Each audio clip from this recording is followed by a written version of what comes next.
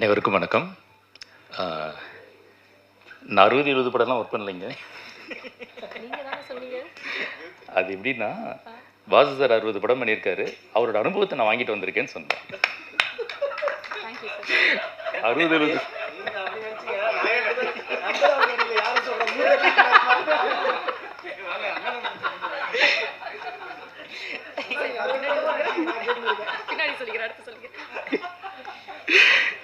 நல்லது. பத்திரிகையாளர்கள் அனைவருக்கும் என்னுடைய பணிவான வணக்கங்கள்.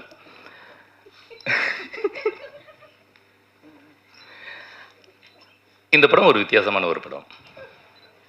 இது ஒரு வித்தியாசமான ஒரு திரைக்கதை. இது மாதிரி ஒரு கதை வந்திருக்குமான்னு எனக்கு தெரியல. எனக்கு தெரிஞ்சு இதுதான் ஃபஸ்ட்டு சினிமான்னு நினைக்கிறேன். ரஷமான் எஃபெக்ட்டுங்கிற ஒரு எல்லாருக்கும் தெரிஞ்சிருக்குன்னு நினைக்கிறேன் அந்த விஷயம். அதை இந்த கதையில் நாங்கள் அப்ளை பண்ணியிருக்கேன். அது கூடவே வித்தியாசமான ஒரு விஷயத்தையும் ஆட் பண்ணியிருக்கேன். That is open end. Audience தான் இந்த படத்தோட கிளைமாக்ஸை கண்டுபிடிக்கணும் அப்படிங்கிற மாதிரி ஒரு விஷயத்தை கொண்டு வந்திருக்கோம். ஸோ இது எல்லாமே சேர்ந்து ஒரு புதுசான ஒரு விஷயமா இருக்குன்னு நான் நினைக்கிறேன். இதுக்கு முன்னாடி இந்த படம் தமிழில் மட்டும் இல்லை, வேர்ல்டு வைடே இந்த மாதிரி ஒரு படம் வந்திருக்கான்னு எனக்கு தெரியல. தெரிஞ்சிருந்தா நான் திருத்திக்கிறேன். ஸோ அந்த வகையில் இது ஒரு முதல் படம்னு நினைக்கிறேன். எனக்கும் முதல் படம் தான் இது. இந்த படம் முதல்ல ப்ரொடியூசர் சசிகுமார் சார் இந்த கதையை அவர்கிட்ட சொல்கிறதுக்கு நான் போகும்போது அவர் இந்த கதையை ஒத்துக்குவாரா ஒத்துக்க மாட்டாராங்கிற டவுட் எனக்கு இருந்துச்சு. ஏன்னா இது ஒரு எக்ஸ்பெரிமெண்டல் மூவி. எந்த ப்ரொடியூசருமே ஒரு எக்ஸ்பெரிமெண்டல் மூவிக்கு உடனே ஓகேலாம் சொல்ல மாட்டாங்க. அவங்க கமர்ஷியலாக ஒரு போகணும், ஒரு படம் பண்ணணும் அப்படிங்கிற ஒரு தாட்டில் தான் எல்லாரும் யோசிப்பாங்க. பட் இவர் இந்த கதையை சொல்லும்போது நான் ரெடியாகவே இன்னொரு கதையும் வச்சுருந்தேன். ஒருவேளை இந்த கதை ஒரு வேண்டாம் அப்படின்னு சொல்லிட்டாருன்னா உடனே இன்னொரு கதையை சொல்லி எப்படியாவது அவர்கிட்ட ஒரு அட்வான்ஸை வாங்கிடணும் அப்படிங்கிற ஒரு எண்ணத்தில். பட் ஆனால் இந்த கதை சொன்ன உடனே இதில் இருக்கிற அந்த கமர்ஷியல் ஆஸ்பெக்ட் அவர் யோசித்தார். அது அவர் சொன்னார், அவர் என்கிட்டே சொன்னார். இதில் நிறைய கமர்ஷியல் இருக்குது, இது நிறைய நடிகர்கள் இருக்காங்க, கதையும் நிறைய ஹியூமர்லாம் இருக்குது.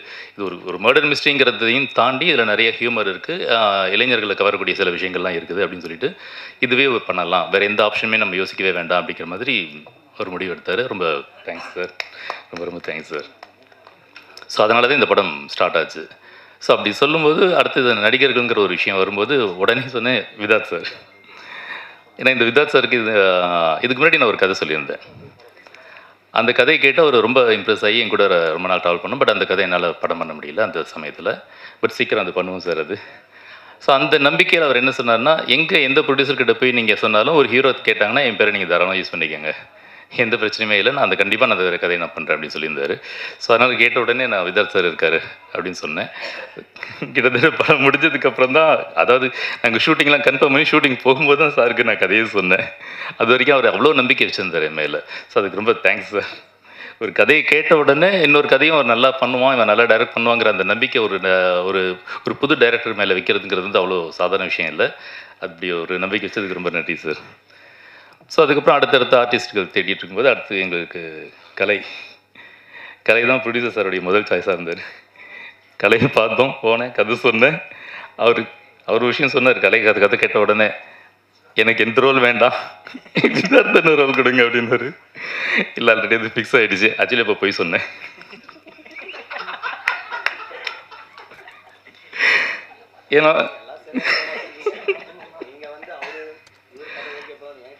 ஏன்னா விதார்த் சாருக்கு இப்போ கதையை சொல்லலையே. அவர் தான் நான் எந்த ரோல் கொடுத்தாலும் நடிக்கிறதுக்கு தயாராக இருந்தார். சும்மா வேறு வழியில். ஏன்னா இந்த ரோல் விதார்த் சார் பண்ணால் தான் நல்லாயிருக்கும் அப்படிங்கிறதுனால அதை நான் ஃபிக்ஸ் பண்ணியிருந்தேன். கலைக்காக செலக்ட் பண்ண ரோல் கலை மட்டும்தான் பண்ண முடியும். நீங்கள் நான் மிகைப்படுத்தி சொல்லலை, நீங்கள் படம் பார்த்தீங்கன்னா தெரியும். ஏன்னா இது ஒரு சத்தம் கொஞ்சம் அதிகமான டெசிபிள் போனாலே பிரச்சனையாகக்கூடிய ஒரு கேரக்டர். நம்ம நார்மலாகவே நம்ம வீட்டில் ஒரு சின்ன சவுண்டுகள் ஒரு ஃபோனை கீழே வச்சா கூட சில பேருக்கு அது நாய்ஸ், ஒரு பெரிய நாய்ஸாக தெரியும், ஒரு எரிச்சல் உருவாக்கும். அது சில சமயங்களில் சில நேரங்களில் அப்படி வரும். ஆனால் எப்பவுமே வரக்கூடிய ஒரு கேரக்டர். ஸோ அதனால் அவருடைய கதாபாத்திரமே அவர் நடக்கிறதே ரொம்ப சாஃப்டாக நடந்தாகணும், ரொம்ப அதிர்வாக இருக்கக்கூடாது. ஏன்னா அவருடைய சத்தமே அவருக்கு டிஸ்டர்ப் ஆகிடும். ஸோ அதனால் ரொம்ப ரிலாக்ஸ்டாக ரொம்ப நிதானமாக எடுத்து வைக்கிற அந்த பூனை நடந்து வர மாதிரி நடந்து வரணும். அந்த மாதிரி எந்த பொருளை எங்கே வைக்கிறதா இருந்தாலும் அதுவே கவனமாக வைக்கணுங்கிற அந்த மாதிரியான ஒரு டிஃபிகல்ட்டான ஒரு இது இருந்தது. அவர் பேசுகிறதே அவர் சவுண்டே ரொம்ப கம்மியாக கேட்கணுங்கிற மாதிரியான ஒரு இது இருந்தது. இப்போ இங்கே பாருங்கள், பயங்கர கலாய்ச்சிட்டு பயங்கரமாக பேசிகிட்டு இருக்கிற ஒரு ஆள் அங்கே ரொம்ப மினிமமான வார்த்தைகள் பேச வச்சோம். இன்னும் சொல்கிறது அதுனா அவருடைய வசனங்கள் நீங்கள் கவனித்து பார்த்தீங்கன்னா படத்தில் தமிழில் குறில் நெடில்னு இருக்குது. அந்த நெடில்ங்கிறது அதிகமாக பயன்படுத்தப்படும். ஸோ அந்த ஆ ஆ அது அந்த சவுண்ட் இருக்கு இல்லையா, அந்த ஹெவியாக அந்த சவுண்டு எதுவுமே வராதபடி ஒரு குரில் சவுண்டிலேயே கொண்டு வந்திருப்பேன் நிறைய இடங்களில். அதை கரெக்டாக அப்சர்வ் பண்ணி கரெக்டாக அதை ப்ரெசென்ட் பண்ணது ஒரு பெரிய விஷயம். அது படத்தில் ஒரு சீன் இருக்கும், சாருன்னு ஒரு வார்த்தையை சொல்லுவார். ஒரு ஒரே சாருங்கிறத பல இடத்துல திரும்ப திரும்ப அப்படி ரிப்பீட்டடாக சொல்லிக்கிட்டே இருக்கணும். ஒவ்வொரு இடத்துலையும் ஒவ்வொரு வேரியேஷன். சிவாஜி சாருக்கு அப்புறம் அவர் தான் பண்ணார் அதை.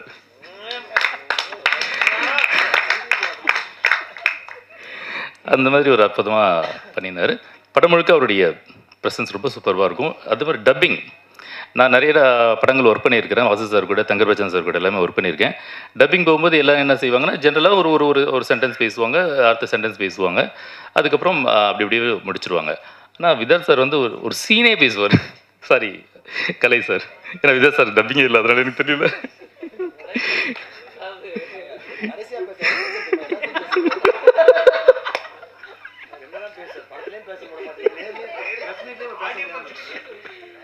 சார் பேசுங்க சார், உங்கள் பேசுறதுக்கு நிறைய இருக்குது சார். ஸோ அந்த மாதிரி அப்படி ஒரு டேலண்டடான ஒரு பர்சன், ரொம்ப ஈஸியாக இருந்தது. அடுத்தது திரிகுன்.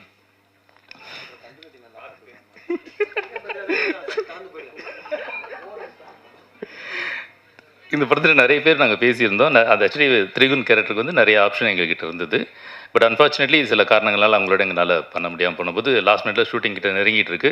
எனக்கு அது ஒரு சார்மிங்கான ஒரு ஒரு நல்ல ரிச் லுக் இருக்கக்கூடிய ஒரு ஆர்டிஸ்ட் எனக்கு தேவைப்பட்டுகிட்டே இருந்துச்சு.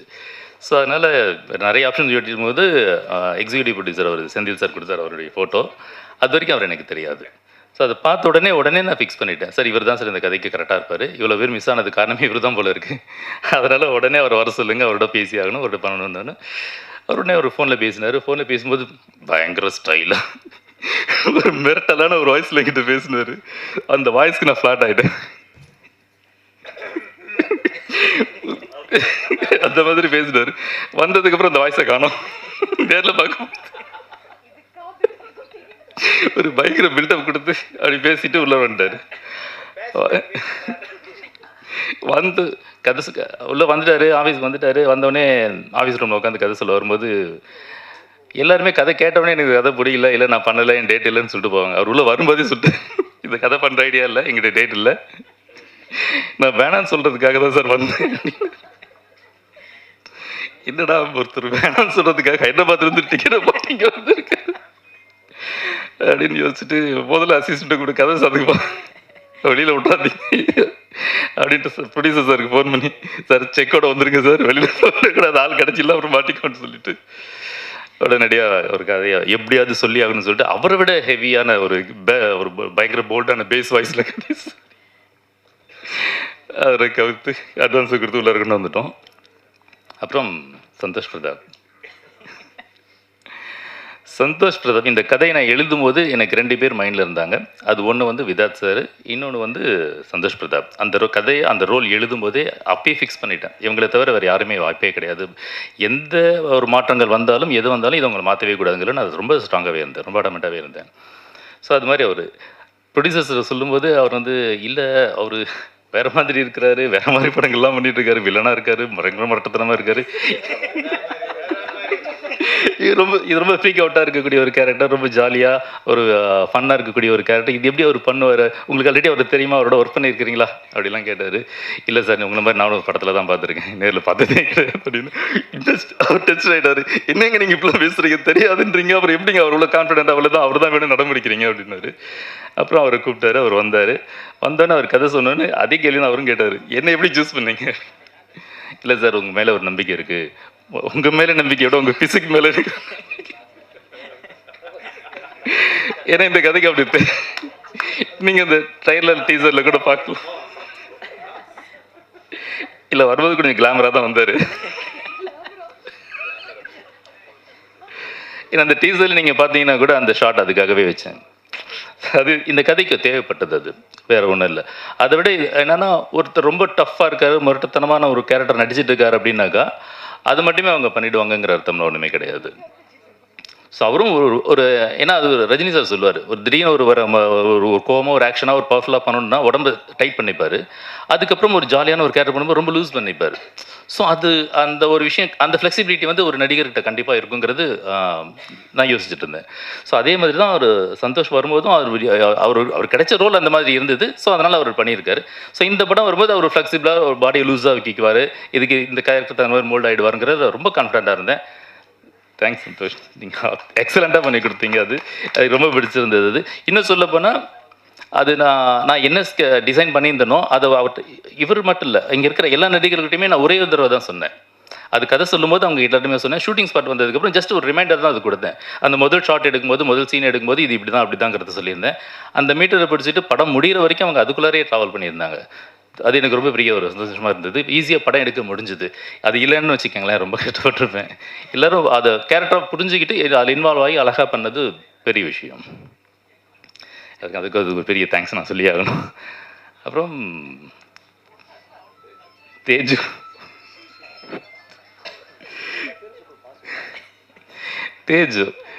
இந்த நிறைய ஹீரோயின் பேசிகிட்டு இருந்தோம், நிறைய பேர் வந்தாங்க, எல்லாருமே பண்ணுறதுக்கு தயாராக தான் இருந்தாங்க. ஆனால் என்னவோ காரணங்களால அது மிஸ் ஆகிட்டே இருந்துச்சு. அதுக்கப்புறம் தேஜு தான் வரணும்னு இருந்திருக்கு போல இருக்குது விதி.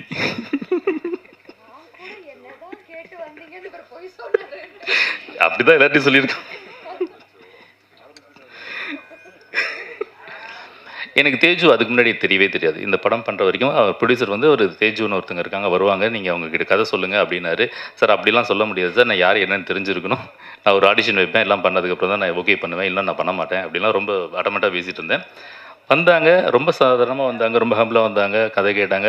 எனக்கு ஓகே சார் நான் பண்ணுறேன் சார்னு சொல்லிட்டு போயிட்டாங்க. இன்னும் வந்தாங்க, அவங்க பாட்டுக்கு போயிட்டே இருக்கிறாங்க அப்படின்னு நினச்சேன். ஒரு ஆடிஷன் பண்ணலாம் அப்படிலாம் கூட நினச்சேன். பட் ஆனால் என்னவோ தெரில, நான் பண்ணவே இல்லை, விட்டுட்டேன், போயிட்டாங்க. எனக்கு ஷூட்டிங் போகிற வரைக்குமே எனக்கு அந்த ஒரு பயம் இருந்துக்கிட்டே இருந்துச்சு தேஜு மேலே. என்னடா இவங்க பண்ணுவாங்களா பண்ண மாட்டாங்களா எனக்கு ஒரே டவுட்டே இருந்தது. பட் ஷூட்டிங்ஸ் பண்ணதுக்கப்புறம் அந்த பிரச்சனையே எனக்கு இல்லை. முதல் நாள் வந்து நாளைக்கு என்ன எடுக்கிறோமோ அத்தனை சீன் பேப்பரையும் அவங்க வாங்கிட்டு போயிடுவாங்க. ஃபுல்லாக உட்காந்து ராத்திரி ஃபுல்லாக படிப்பாங்க போல இருக்குது. படித்து மனப்பாடம் பண்ணிவிட்டு அடுத்த நாள் ஒரு டைலாக் ஒரு இடத்துல ஒரு பிரச்சனை இல்லாமல் அவ்வளோ அக்யூரேட்டாக சூப்பராக பண்ணி கொடுத்தாங்க.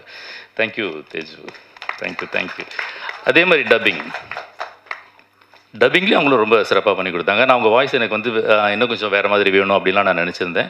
இன்னும் வேறு யாராவது மாற்றி டப்பிங் பேச வைக்கலாமாலாம் கூட ஒரு யோசனை எனக்கு இருந்துச்சு. பட் இருந்தாலும் முதல்ல ட்ரை பண்ணிவிடுவோம் அப்படின்னு சொல்லிட்டு வர வச்சு பேசினேன். ஏன்னா அது வேண்டாம், நான் சொல்ல வேண்டாம். ஸோ அவங்க வந்தாங்க, வந்து பேசினாங்க, ரொம்ப சிறப்பாக பேசியிருந்தாங்க. ஆனால் அங்கே டப்பிங்கில் நடந்த விஷயம் தான் கொஞ்சம் வரும்போது இப்படி தான் வந்தாங்க, நல்லா தான் வந்தாங்க. டப்பிங் முடிச்சுட்டு வெளியில் வரும்போது முடியலாம் வந்து எங்கடா தேஜுவை காணோங்கிற மாதிரி.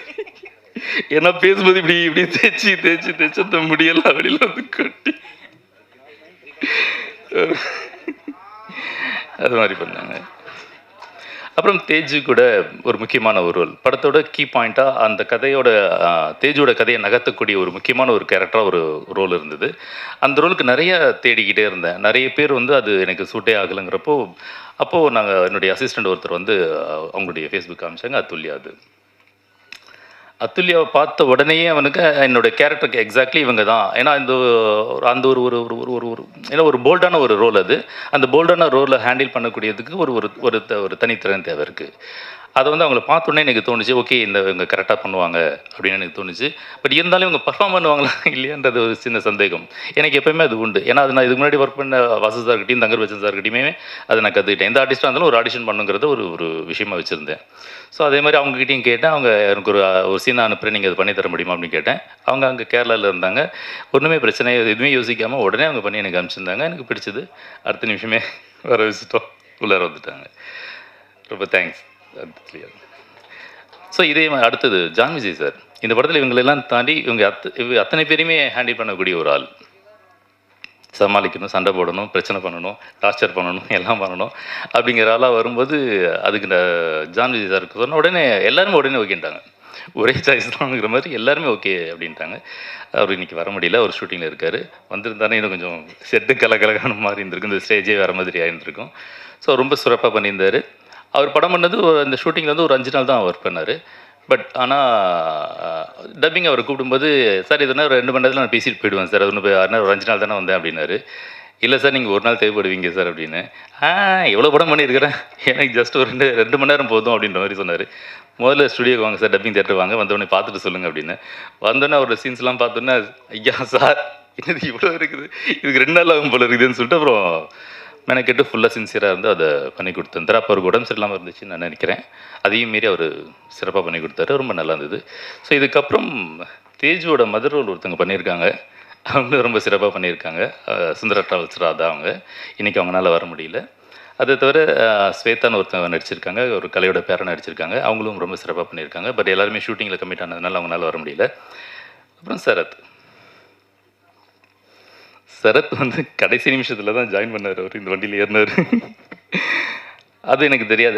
ஆனால் டிவிலாம் அதிகமாக பார்க்குறதில்ல, அதை பற்றி எதுவும் தெரியாது. எப்போயாவது ரீல்ஸில் வர்றது உண்டு, யாராவது சொன்னாங்கன்னா பார்க்குறது உண்டு. அது ஒரு என்ன பழக்கம்னு எனக்கு தெரியல, அப்படி ஒரு பழக்கம் அப்படி ஆயிடுச்சு. அது ஒன்றும் மாற்றிக்க முடியல. அதனால் எனக்கு பெருசாக தெரியாது, சரத்தை பற்றிலாம் எதுவும் தெரியாது. சார் வந்தார், வந்த உடனே அவர் நிறைய காமெடி பண்ணுவார், பயங்கரமாக அப்படி பண்ணுவார், இப்படி பண்ணுவார் அப்படின்லாம் சொல்லியிருந்தாங்க. அதனால நான் அவருடைய ரீல்ஸ்லாம் பார்த்தேன் கொஞ்சம். உண்மையாக நிறைய காமெடிலாம் நல்லா தான் பண்ணிட்டு இருந்தார். அது ரொம்ப இன்ட்ரெஸ்டிங்காக இருந்துச்சு. ஆனால் ஒரு காமெடி ஆர்டிஸ்ட் கூட வந்து இந்த ரோலுக்கு போடுறோமே அப்படிங்கிற ஒரு கேள்வி எனக்கு இருந்தது. பட் இருந்தாலும் சரி வர வைப்போம்னு சொல்லிட்டு வர வச்சேன். ஏன்னா எப்போ ஒருத்தர் காமெடி பண்ணி மற்றவங்களை சிரிக்க வைக்கிறாங்களோ அப்போ அவங்களால எல்லா ரோலும் பண்ண முடியுங்கிறது வந்து விதி. ஈஸியாக பண்ண முடியும். ஒரு சீரியஸான ஒரு டஃப்பான ஒரு ரோல் எல்லாருமே பண்ண முடியும். பட் ஆனால் ஒரு காமெடி வந்து எல்லோரும் பண்ணி சிரிக்க வைக்கிறதுங்கிறது ரொம்ப விஷயம். ஏன்னா காமெடிங்கிறது சப்ஜெக்டிவ் அது. ஸோ ஒருத்தருக்கு காமெடியாக தெரியும், இன்னொருத்தருக்கு ஒரு மாதிரியாக தெரியும். அதனால் அந்த பண்ணுறதே ஒரு பெரிய விஷயம், ஒரு பெரிய சவால். அதை அவர் சக்ஸஸ்ஃபுல்லாக அவர் பண்ணிகிட்டு இருக்காரு அப்படிங்கும்போது அவருக்கு நான் எந்த ரோலான தைரியமாக கொடுக்கலாங்கிற ஒரு கான்ஃபிடன்ஸ் எனக்கு இருந்துச்சு. ஸோ வந்த உடனே இதை எடுத்தோடனே அவர் சொன்ன மாதிரி இது காமெடி படம் இல்லை, காமெடி ரோல் இல்லை, இது ஒரு சீரியஸ் ரோல் அப்படின்னு அவர் வெளியில் போயிடலாமெல்லாம் கூட யோசிச்சிருப்பான்னு நினைக்கிறேன். சரி இருந்தாலும் பரவாயில்ல, இந்த ஒரு படத்தை பண்ணுவோம் போனால் போகுது அப்படிங்கிற மாதிரி ஏதோ ஒத்துக்கிட்ட மாதிரி வந்தார். வந்த உடனே அவர் கம்ப்ளீட்லி அவரை நான் சேஞ்ச் பண்ணி அவரை சின்சியராக அப்படி பண்ண வச்சேன். ரொம்ப தேங்க்ஸ் சரத். ஓகே டைம் ஆகுதுன்னு சொல்லிட்டாரு. ஓகே முடிச்சிடலாம். அப்புறம் டெக்னீஷியன்ஸ், மியூசிக் டைரக்டர் ரொம்ப சிறப்பாக மியூசிக் பண்ணி கொடுத்தாரு. டைம் ஆச்சு, சாரி ரொம்ப எனக்கு பேச முடியல. இந்த படத்துக்கு எனக்கு ஒரு பெரிய சப்போர்ட்டாக இருந்தது வந்து முதல்ல கேமராமேன் ரொம்ப சூப்பராக பண்ணியிருந்தார், ரொம்ப அட்டகாசமாக பண்ணியிருந்தார். நான் என்ன நினச்சேனோ அந்த ஃபீல் அழகாக அவர் கொண்டு வந்து கொடுத்துருந்தாரு. அந்த அவர் அழகாக கொடுத்த ஒரு விஷயத்த ராமர் ரொம்ப சிறப்பாக எடிட் பண்ணியிருந்தார். அது ஒரு நிறைய சண்டை நாங்கள் போட்டிருந்தோம், எல்லாம் பண்ணியிருந்தாலுமே கூட. பட் அதெல்லாம் தாண்டி நல்ல ஒரு விஷயமா எடுத்துகிட்டு வந்தோம். டைரக்டர் நான் என்ன நினச்சேனோ அந்த ஃபீல் எல்லாத்தையுமே எங்களுக்கு கிடைச்ச ஒரு டைம் ஸ்பேஸில் கிடைச்ச ஒரு பட்ஜெட்டில் அவ்வளோ அழகாக சூப்பராக பண்ணி கொடுத்துருந்தாரு. நீங்கள் படம் பார்த்தீங்கன்னா அது நீங்கள் தெரிஞ்சுப்பீங்க, அவ்வளோ அழகாக அவர் பண்ணியிருந்தார். ஸோ அதுக்கப்புறம் டிசைனர் சூப்பராக பண்ணியிருந்தார் சந்துரு. ரொம்ப தேங்க்ஸ் சந்துரு, ரொம்ப அட்டகாசமாக பண்ணி கொடுத்தீங்க. ரொம்ப நான் நினச்ச மாதிரி எல்லாமே நிறைய விஷயங்கள் நிறைய பண்ணி கொடுத்தீங்க, எல்லாமே நல்லா இருந்தது. பர்டிகுலர்லி இந்த கலரிஸ்ட் நான் சொல்லணும். இந்த படத்தோட கலரிஸ்ட் ரொம்ப அழகாக பண்ணியிருந்தார் அவர். பிரசாத் நேச்சுரலியில் ஸ்டுடியோவில் இருக்கார், அவர் ரொம்ப அருமையாக பண்ணியிருக்காரு. இப்போ நிறைய பெரிய பெரிய படங்கள்லாம் பண்ணிட்டுருக்காரு. இந்த படத்துக்கு ஃபுல் எஃபோர்ட் எடுத்து அவர் பண்ணி கொடுத்தாரு. அண்ட் தென் சவுண்ட் டிசைனிங் உதயும் அருமையாக பண்ணி கொடுத்தாரு, ரொம்ப சூப்பராக பண்ணியிருந்தார். அவர் ரொம்ப இன்வால்வ் ஆகி அவர் அழகாக பண்ணி கொடுத்தாரு. சவுண்ட் டிசைன் பண்ண சதீஷ், அவருக்கு என்னுடைய நன்றி, ரொம்ப அழகாக பண்ணி கொடுத்தாங்க. எல்லாருமே இந்த படத்தில் சிறப்பாக பண்ணியிருந்தாங்க.